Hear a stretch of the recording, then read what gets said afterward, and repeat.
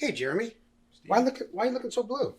Diabetes is just kicking my butt today, man. I'm high, I'm low, my time in range is like 2%. I've just had it with diabetes, man. I'm sorry, buddy. I've been there. But you know what I try to remind myself of? What's that? That there's never been a better time to have diabetes, type 1 and type 2. What do you mean? Oh, man. In the last 10 years, look at the advances. Continuous glucose monitors, hybrid closed loop, better insulins for people with type 2, oral medications, and others that help protect their heart as well as improve their diabetes. You know what? People 50, 60 years ago, they couldn't have even dreamed of having these things. Hey there, Mac. Yeah, you. You have a touch of the sugars? Why, of course you do. Well, why not do something about it, pal? What's new with glucose monitoring, you ask? Why, everything, of course. Cheer up there, mopey man. Gone are the days of just wondering what your sugar level is. That's right, pal. We now have urine testing. The splashing means it's working. Out of sight. And who knows what the future will hold? Testing your blood sugar? You heard me right. It's just around the corner. Getting a blood sample is easy as pie.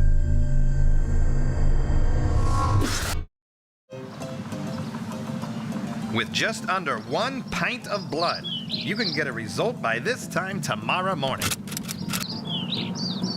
Science. Still not convinced? How about a continuous glucose monitor?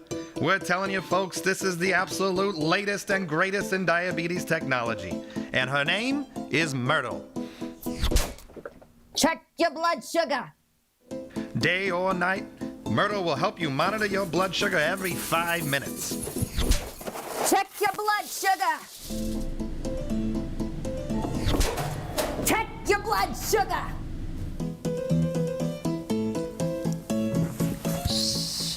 Check your blood sugar. Godspeed, Myrtle. What about new medications? That's right, folks. We've got both of them. The pill and the shot. Looks like you've met your match, diabetes. Those insulin injections got you down? Well, check out the latest in insulin pumps. Cannonball! Better start eating, mister. That was 500 units of pure bovine insulin. Fantastic. And last but not least, we have the latest advance in diabetes tonic. That's right, patriots. It's Dr. Edelman's famous diabetes tonic. Guaranteed to put hair on your head, some pep in your step, and diabetes on the run. And don't forget, folks, Dr. Edelman's tonic is used by most leading psychologists to treat the blood sugar blues. Hey there, Bill. You know that's just bourbon, right? Act now before Bill drinks it all. Wow. Thanks for that perspective, Steve. That was amazing. Us type 1s really have come a long way.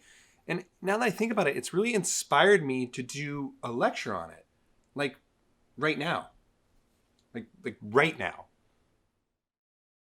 Okay, so obviously I was super inspired by all that old-timey diabetes stuff to do a talk about how good it is to have type 1 diabetes right now.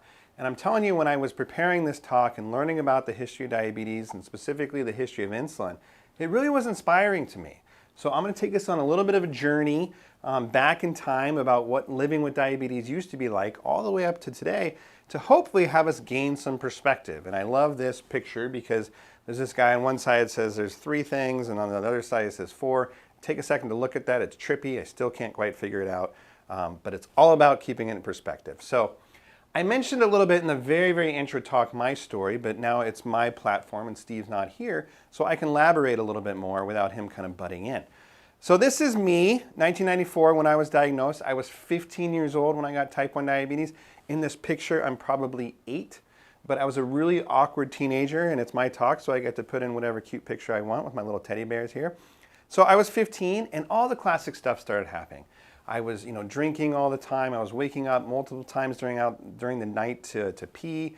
I lost like 15 pounds I didn't have to lose. I was already a skinny teenager. I remember jumping into the pool in the shallow end and scraping the bottom and hitting my chin. And this scar on my chin just didn't heal for like months. So I had all the classic signs. And, I'm drinking, I'm peeing all the time. And basically what happened is I was telling my mom, all these symptoms. And it was actually the day we went to move my brother into college. We were moving him into Berkeley. I was 15, he was 18. It was a really hot day. And he was moving into the top floor of his dorms, the 8th floor, and the elevator had broken. So I'm walking up and down 8 stories of stairs in like 100-degree weather, super thirsty. My parents were just giving me Pepsis and Cokes to drink all the time, the worst thing that they possibly could have done. I ended up throwing up on Telegraph Avenue, for people that know Berkeley, in a garbage can. I later ended up going to school there and walked past this garbage can all the time. So anyways, I kind of pass out in the car. I get home. My parents say, something's not right. Take me to the urgent care, and they tested my blood sugar, and it ended up coming back high. And these meters, as you may or may not know, they typically read up to 600 or so. So I was above 600. And they might have said I have diabetes. I honestly don't remember. But they did say, you're going to have to go to the hospital. But before you go to the hospital, you're going to be there for a few days. Go and get, a change of clothes, your teddy bear, whatever you want, and then go to the hospital. But I didn't really want to go to the hospital. I, said, Mom, I'm hungry. Can we go to Chili's?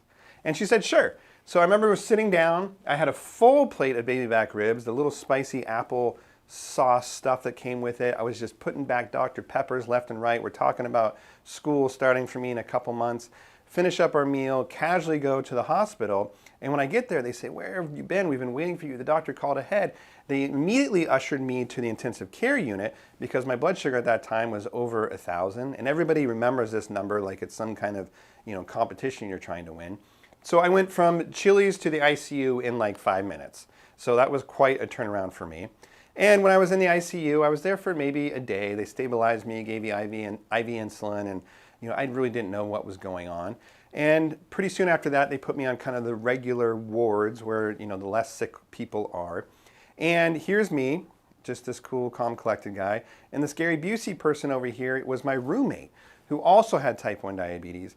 But this was like his 5th time being in the hospital. He was diagnosed like 5-10 years ago.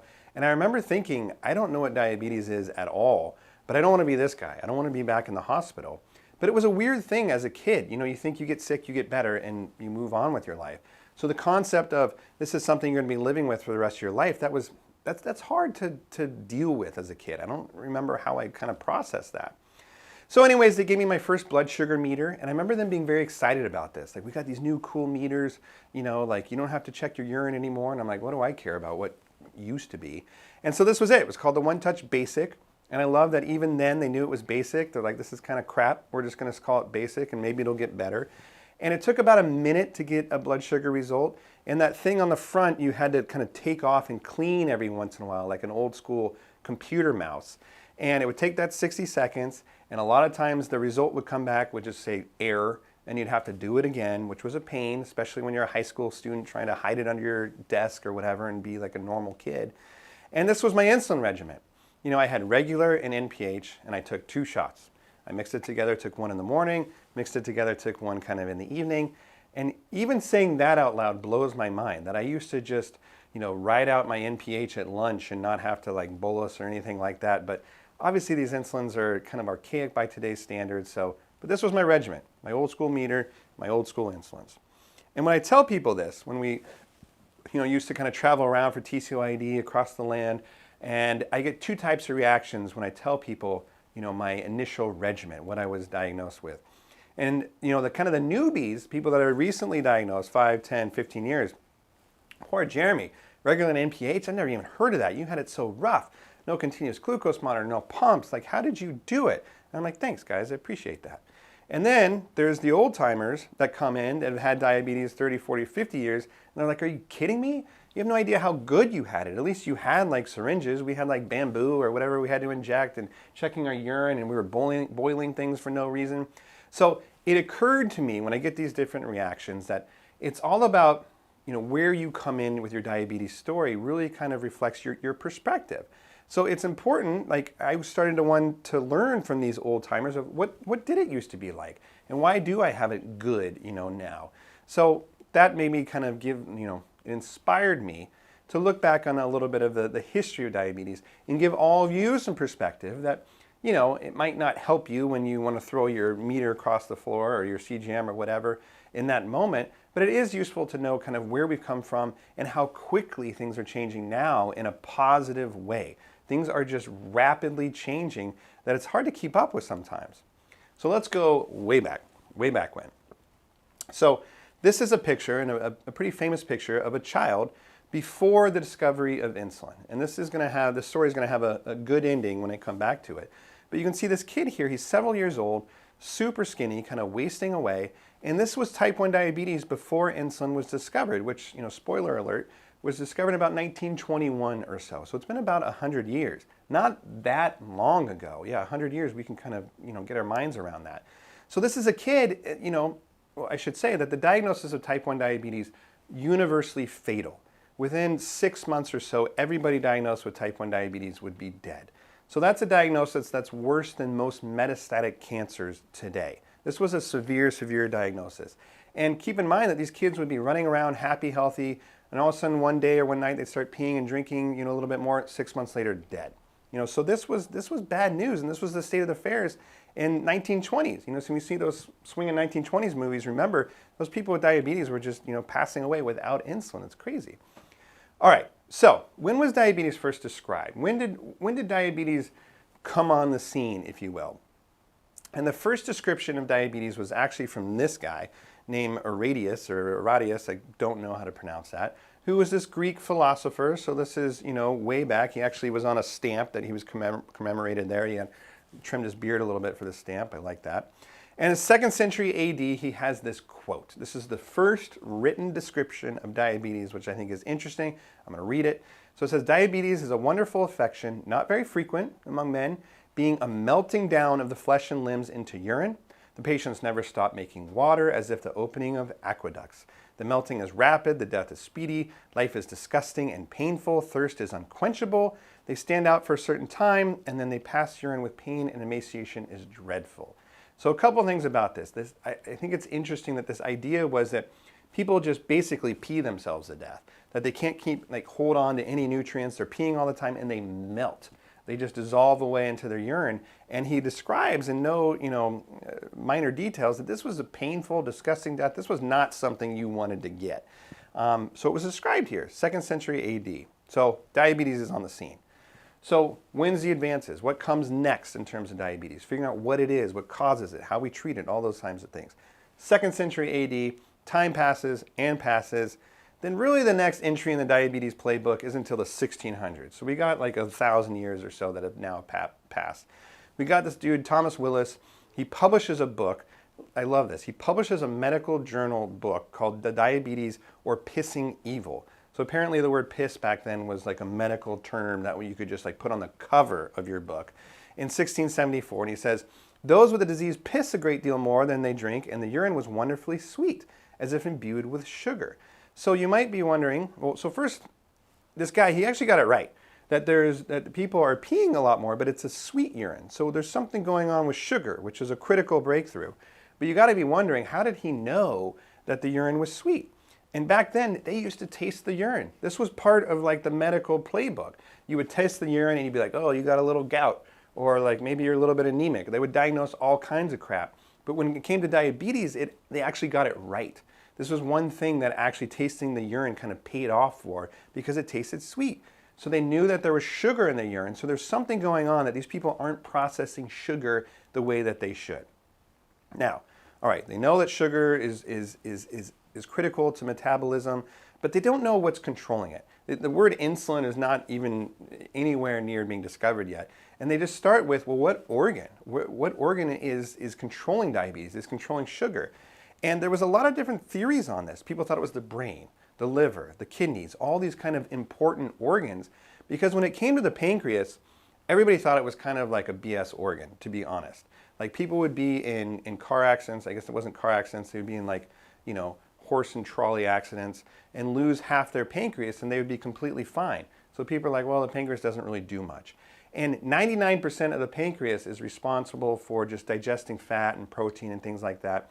And less than 1% of the pancreas has these little islets in it called the islets of Langerhans. And within those islets are the beta cells that make insulin. So it really was like this needle in a haystack, the diamond in the rough, these tiny little cells in this kind of seemingly worthless organ that was responsible for diabetes. So people just weren't thinking about the pancreas when it came to something that if you lost the function of this organ, that you'd be dead in 6 months. Because again, the pancreas just wasn't that. Everybody knew the liver was where it was at, but they didn't really know the pancreas was that important. So this guy Langerhans, he actually discovers these islets, and islets means islands. These little islands within the pancreas that are doing something.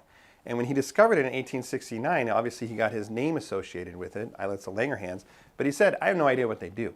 I just looked in a microscope, I found them, give me cred, and that was about it. And I have this picture of this guy, needle in the haystack, because that's really what it was. That finding that this was linked to diabetes was a hard jump to make. But a couple decades later, these guys come around, and they're the ones that figure out the pancreas is the organ responsible for diabetes. And what they did is they actually removed the pancreas of dogs, and they had this one dog that they tell the story. It was a dog that it was kind of like the laboratory dog. He would go out to pee every time he needed to. He'd scratch on the door. He was a good dog. They take out this dog's pancreas. The next day they come back into the lab, and they notice that this dog had peed all over the place. He, in the lab, like whatever, and the urine also was attracting ants. It seemed like it was really sweet, things like that. So they finally realized that the pancreas was something that was actually critical to diabetes. So that was a big leap forward. All right. So meanwhile, people are being diagnosed with diabetes left and right. People are dying. So what was the treatment? If you were in the 1800s or early 1900s and you came to your doctor and said, my kid just, he's peeing all the time, he has diabetes, what's the treatment? And the treatment, some of the treatments were just completely bogus. These are actual ads for things for diabetes back then. Dill's diabetic mixture, it positively cures diabetes. His thirst is allayed almost instantly, his strength reappears, all his functions are gradually restored. And in 1894, there was 42 of these listed diabetic remedies that included bromides, ethanol, cocaine, opium, uranium, arsenic. So, would these do anything for your diabetes?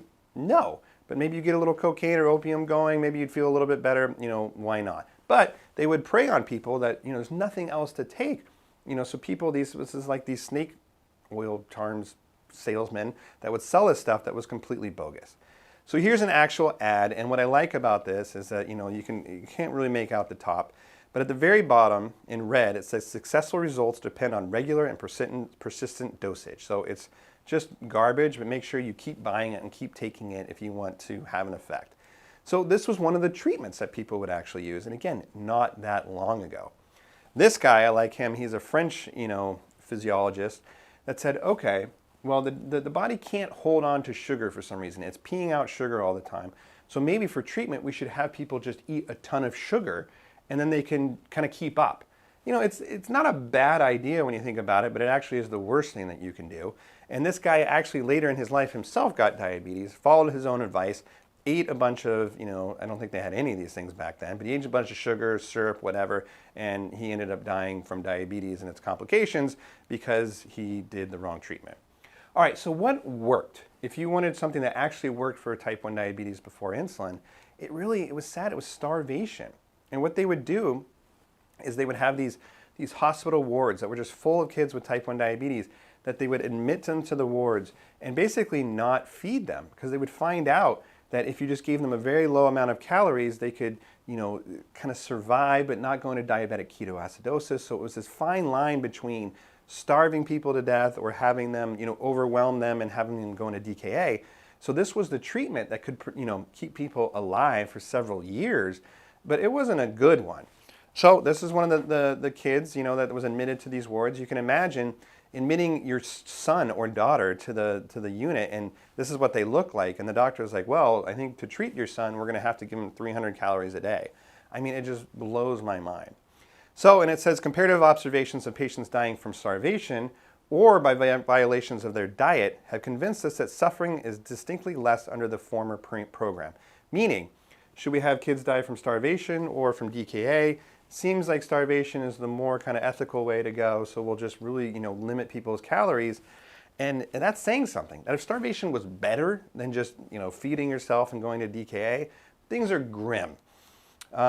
So this is my story for kind of what rock bottom looks like. And then, trust me, things are going to get a little bit better. So this was one of these wards, and they had this 12-year-old blind diabetic boy who had persistent levels of sugar in his urine. And I have to explain, a little bit more what they would do. So they would take people with type 1 diabetes, admit them to, the wards, and then completely starve them, not feed them at all, until they had no sugar in their urine. And then they would gradually start feeding them a little bit of calories to see when they might start spilling sugar into their urine again. And let's say that was 300 calories, they would know that was what that person could kind of handle for the day. So for this kid, they admitted him, completely starved him, but every day he kept having sugar in his urine, so they're like, what is going on? How is he getting food? What's happening that's making him pee into, sugar into his urine? And they wondered, this is what they found out. This is this guy, Frederick Allen, who was kind of a famous diabetologist at that time. It said, this is also, I said, a blind kid. So, and because he was blind, he was allowed to have a bird in his room as like kind of a pet. And it said it turned out that his supposed helplessness was the very thing that gave him opportunities which other persons lacked. So because he was blind, he got this bird. It said among unusual eaten things were toothpaste and birdseed, the latter being from the cage of a canary which he asked for. It says these facts were obtained by confession after long and plausible denials. This experience illustrates with what great care is necessary if records of diabetic patients are to be vouched for as correct. So talk about rock bottom. This poor blind kid is being starved. He's already starving. He's getting out of his bed at night to eat birdseed because he wants something. And meanwhile, his endocrinologist is yelling at him because he's not telling the truth.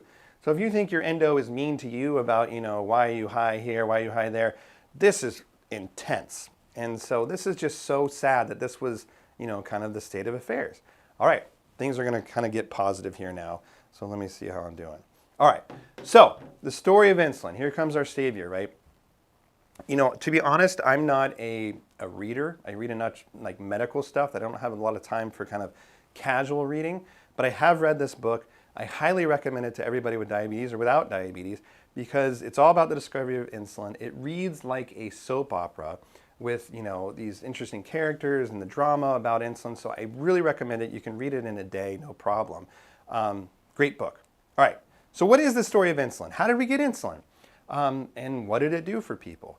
So to talk about insulin, which again is still heralded as one of the greatest discoveries in medicine, period.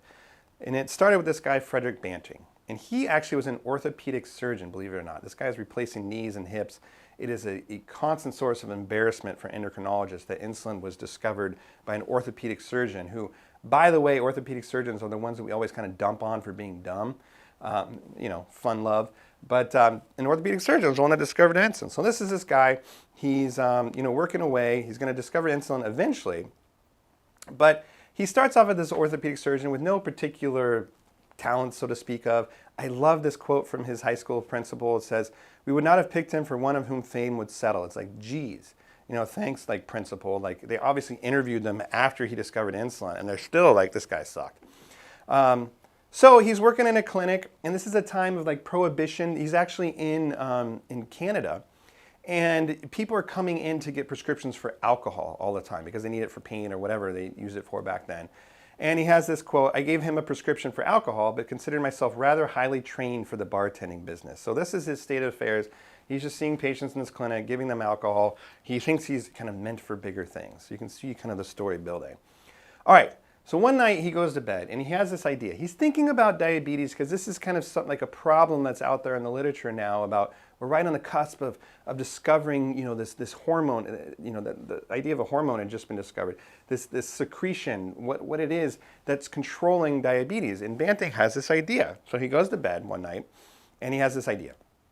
And he runs to his medical journal at 2 a.m. and he actually writes this down, his idea that he has. And I'll explain this. But he says, diabetes, I'm going to ligate the ducts of dogs. So he's going to take dogs, cut all their ducts to their pancreas. He's going to keep the dogs alive until the islets, actually the external part of the pancreas kind of disintegrates, leaving the islets. So he wants to kind of kill everything around the pancreas except leaving the islets. And he's going to take those and isolate the internal secretion. That's what they called insulin. They didn't know what it was. It was just a secretion. And I'm going to relieve glycosuria, which is basically sugar in the urine. So basically what he's saying is like, I'm going to find insulin and this is how I'm going to do it. And I love this because he wrote this down, and this is in his journal. First of all, he spelled diabetes wrong. This isn't a weird, English spelling of this. He just wasn't really familiar with it. So the guy that discovered insulin starts off by not even knowing how to spell diabetes. He also spelled glycosuria wrong, but we're going to give him credit for that because who knows how to spell that. And it actually was written at 2 a.m. And this is in his journal, October 31st, no less. So on Halloween, stuff gets weird. And he writes this down in his journal, and you can actually see this on display in a museum. So here's his idea. Take these dogs, cut the ducts to the pancreas, wait about 6 weeks, the pancreas gets kind of destroyed.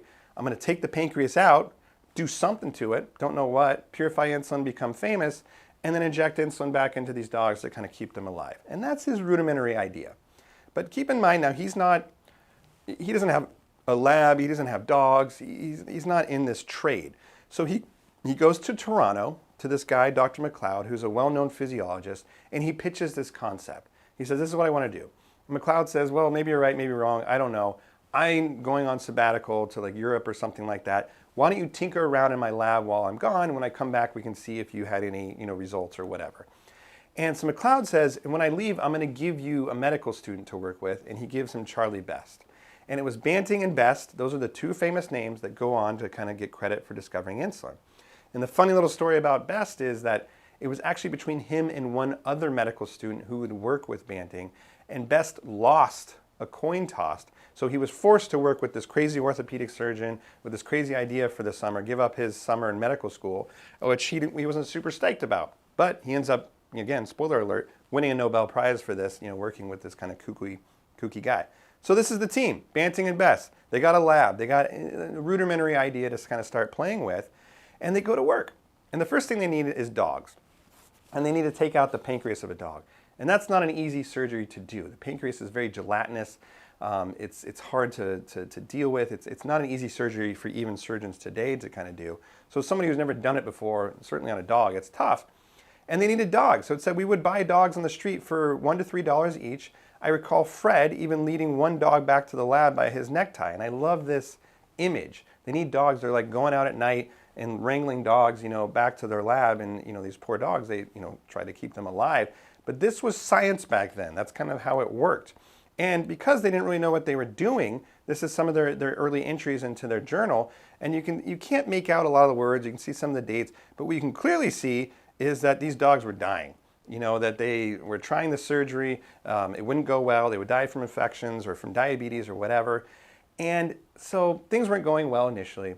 But finally, they start getting some positive data. They're able to take some of this internal secretion. Maybe something's working. And they have to present some of their initial findings at this big medical meeting in Yale, December 30th, 1921. And Banting goes to present it with McLeod. McLeod's now back from sabbatical. He sees that Banting is maybe onto something and starts to kind of move in on his ideas. And at this meeting, this is Elliot Joslin who said this, who's another famous diabetes name. He said, Banting spoke haltingly, meaning kind of like nervously and stuff like that, McLeod beautifully. And McLeod started to get kind of all the credit for what Banting was doing, which didn't really sit well with him.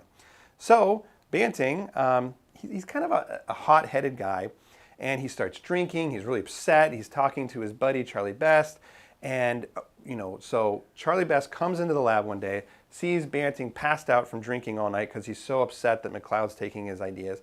He splashes water on his face, he slaps him around in this very like Hollywood moment, and he says, wake up, and Banting says, all right, we're gonna do it. We're gonna get insulin, we're gonna figure this out. And he says, this is the last drink I will ever take until insulin circulates in diabetic veins. I mean, give me a break. Who talks like that now?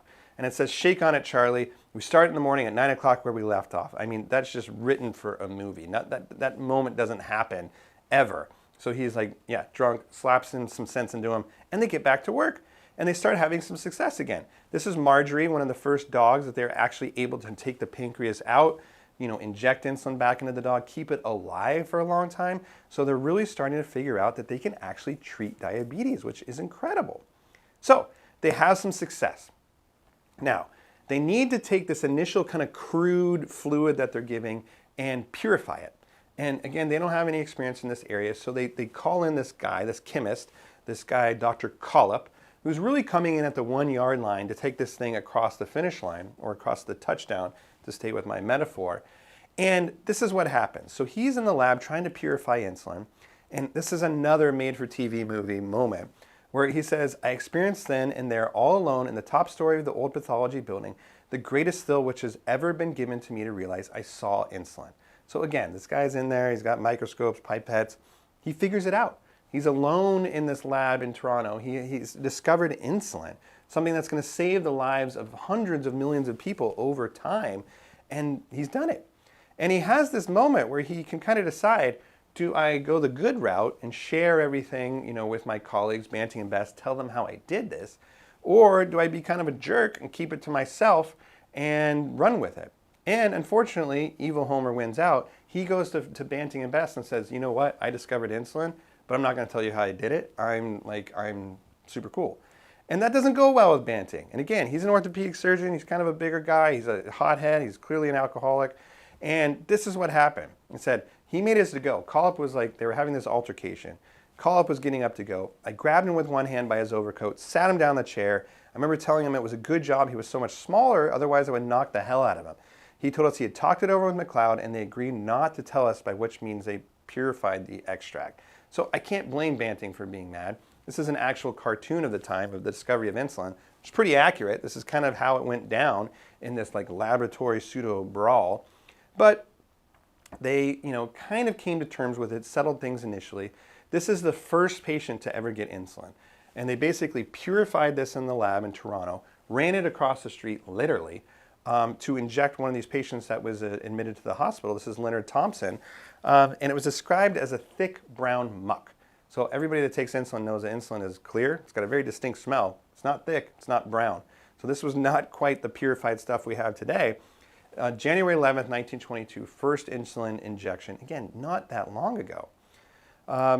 So this was the patient's urine, or a patient's urine sugar log. And the higher the little graph is, the more sugar they have in their urine. And these little kind of marks on the top is when they were getting this insulin injections. And you can see with the more frequent insulin injections that the sugar in the urine actually disappeared. So this was actually working. First documented evidence of insulin helping with diabetes. All right, Leonard Thompson got his injection.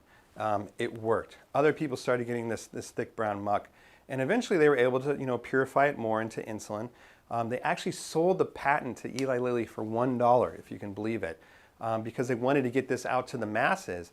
And obviously insulin still has its issues with the cost of insulin and things like that, but it was sold for $1. And this is what happened when they started giving this injection to people with diabetes. There's these fantastic stories about literally going room to room to people almost comatose, kids dying from diabetes, injecting them with insulin, and the next few hours they're waking up, they're coming back to life. It was just these incredible stories.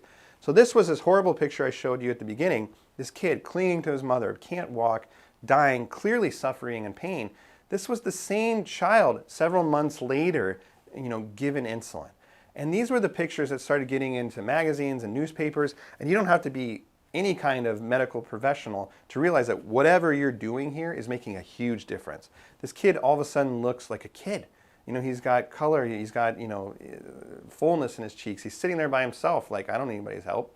So this was amazing to kind of see this. There's all kinds of pictures of people being transformed. So clearly, this was a major discovery. This is another one, the same kid that I showed you admitting for starvation, injecting them, and you just see people come back to life. So yes, I complain all the time about how long it takes my insulin to kick in, and I got the highs and lows. We all do that.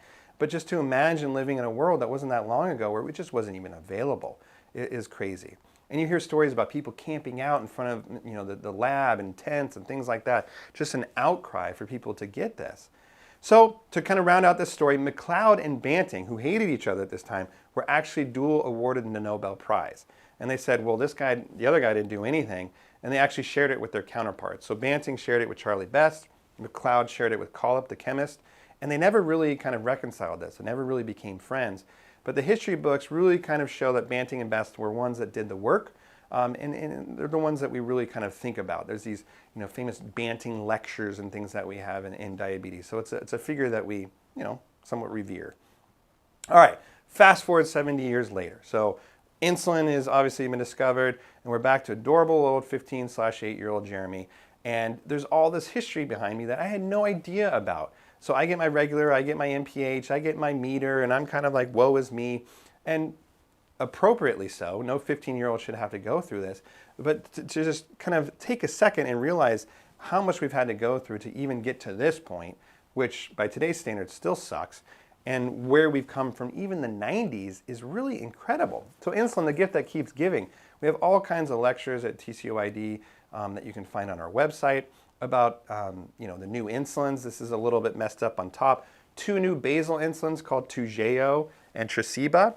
These, if you're on shots, these are better insulins than Lantus or Levemir. They last longer, they have less low blood sugars, they're more consistent. So if you're on shots, definitely looking into one of those. We have more rapid-acting insulins. I have a talk that you can find on demand on inhaled insulin, which is a Afrezza, that works within minutes. It peaks within 30, 40 minutes or so. So we keep modifying insulin to make it fit our needs. If we can make it last longer, we can make it more rapid-acting. And I should say that Lumjev just came out several months ago. Tresiba and Toujeo a few years ago. Fias a couple years ago. These are things that are happening right now that we're building on this story of insulin. Now, what about pumps? I love this pump. This picture. I need more backstory on this picture because this was the first pump. It was just this giant typewriter this guy has on his back with wires going to his wrist for some reason. This was it. So obviously not user friendly. This was the first kind of commercially available pump called the Auto Syringe, which is basically just a device that just kind of slowly pushed in the syringe. It was about this size. So imagine, a 5-year-old wearing this on their belt or whatever. It's just not practical. First blood sugar meter. I like this one. So this was like in the 70s, and they actually marketed this to emergency rooms to quickly tell if somebody was low with a low blood sugar or drunk, because that was hard to tell. Sometimes people would come in, acting like whatever, and they wanted to know, is this person intoxicated? What's their blood sugar? This is called the Ames Reflectance meter. It was about $500 in the 70s, so probably a couple grand now. And you had to plug it into a wall. You had to put a huge drop of blood on it, and you got this kind of bathroom scale kind of readout. And I love this quote from a diabetologist who started using one of these in the early days. And he says, "One day I arrived for a meeting. I was carrying my meter in a bag, and I hung it up in the coat room. A few minutes later, everyone was in panic, saying a bomb had been found in the coat room. The entire 24-story building was evacuated. It took me some time to convince the bomb squad not to blow up my meter." So I like that quote because, it just shows how far we've come. You take out a meter now, everybody knows what it is. They might be a little bit curious about it, but they're certainly not going to think it's a bomb. So just in the 70s, having a blood sugar meter was just like, what in the hell is that? So we've come a long way in those regards. I actually got my hands on one of these literally in Hawaii. That's why I'm dressed like this a couple years ago, so I had to take a picture of it. Just enjoying it. All right, so what about my story? So here's my first meter in 1994, One Touch Basic. A couple years later, I got the One Touch 2. Has a memory function now, so I can scroll through it and write it in my logbook, and my endocrinologist doesn't get mad at me. 10 years goes by, we got a new meter. They're smaller, 5 seconds. That's nice. It's an intervention or a breakthrough, I guess, but it took a decade to get there. And then in 2010, I got my first continuous glucose monitor, and since then it's really been off to the races. It's like an iPhone. Every year there's a new one that does a little bit better. Instead of the camera being better, it's a little more accurate. It's easier to wear, things like that. So, the Dexcom 4, 5, the Medtronic sensors, they're all kind of coming up. And in 2018, a big breakthrough where I can now wear a continuous glucose monitor. I don't have to check my blood sugar at all. I haven't pricked my finger in months, if not a year. I can see my blood sugars on my watch right now, and if it was good, I would show it to you, but it's not so great, so it's none of your business. And, I can share it with people. Friends, family can see what my blood sugars are if they're in New York, Japan, whatever. This is a huge breakthrough. I'm on a pump now that starts automating insulin delivery, Tandem Control IQ. If I'm high, it starts giving me more insulin. If I start going low, a little bit less.